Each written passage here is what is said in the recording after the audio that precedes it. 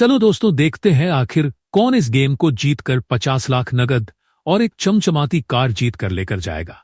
तो सबसे पहले ये छोटी बच्चे ग्लास रखे सारे जूस को आपस में मैच कराने की कोशिश करती है, तो ये फेल हो जाती है। अब बारी आती है इस आंटी की, लेकिन ये भी ग्लास में रखे सारे जूस को मैच कराने की कोशिश करते हैं, तो ये भी फेल हो जाते हैं। अब बारी आती है इस पगला लड़के की, लेकिन उसे देखने से पहले बेटा, मुझे देखकर इग्नोर मत करना। इस बार जो भी एग्जाम में पास होना चाहता है मैं पास कर दूंगी, मगर मेरा भी एक काम करना होगा।